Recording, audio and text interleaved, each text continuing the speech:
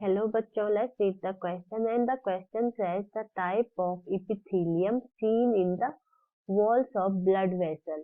Vessel की wall होती है उनमें किस टाइप की इपिथीलियम सीन होती है। इस क्वेश्चन के लिए हमारा जो की कॉन्सेप्ट है और की concept for this question here is epithelial tissue.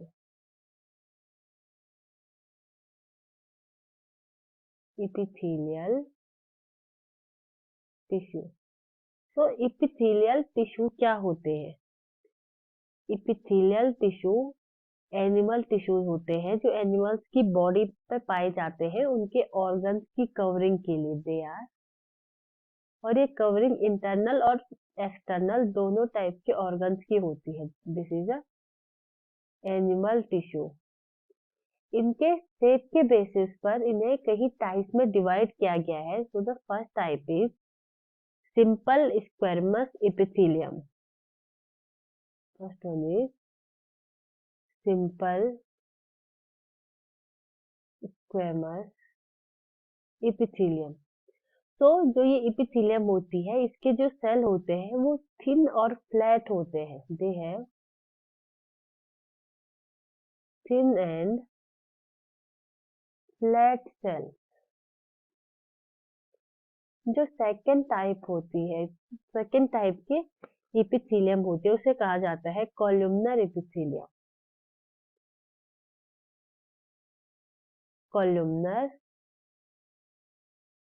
Epithelium. जो कॉलमनर इपिथेलियम होती है उसके जो सेल्स होते हैं उनकी जो लेंथ होती है वो उनकी विड्थ से ज्यादा होती है। तो they are longer then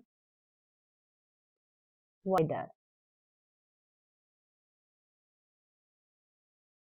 third type is ciliated epithelium.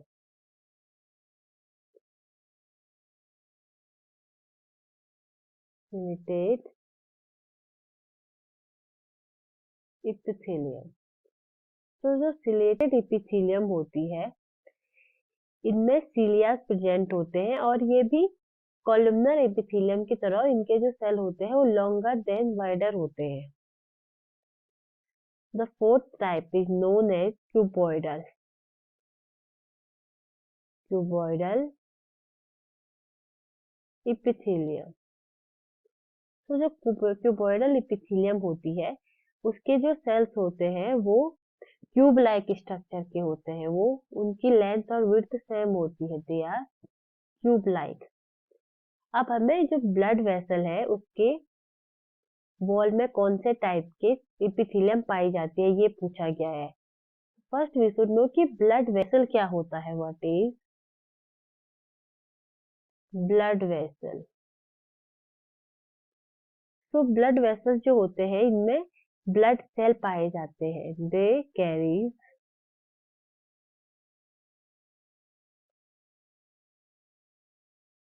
Blood cell और ये न्यूट्रिएंट और ऑक्सीजन का ट्रांसपोर्ट कराते हैं।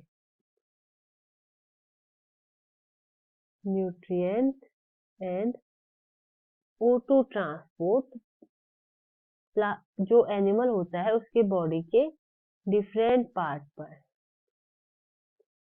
So let's read the option. First option says squamous epithelium.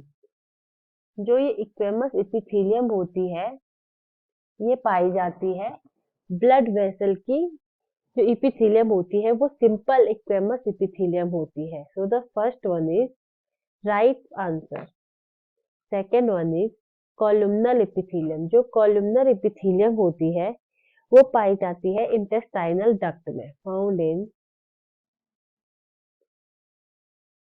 Intestinal duct. इसलिए हमारा जो सेकंड होगा वो रॉन्ग होगा। Third one is ciliated epithelium.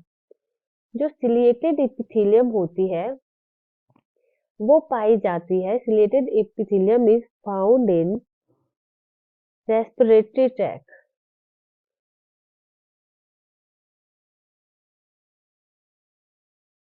Respiratory tract या डक्ट।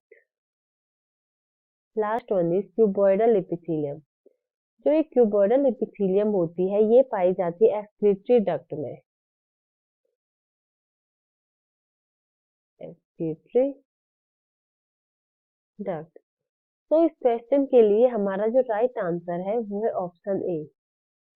जो स्क्वेमस एपिथेलियम होती है ये पाई जाती है ब्लड वेसल की वॉल में। I hope you understand the concept. Best of luck.